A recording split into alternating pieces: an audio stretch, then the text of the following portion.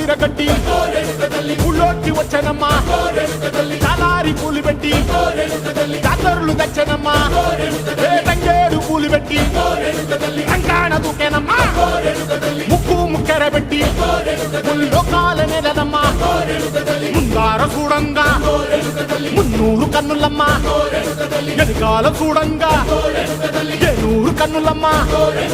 సాధు సిద్ధులంతా సాగిల పట్టరమ్మా మహారాజు రాజులంతా మొగారిల్లిరమ్మా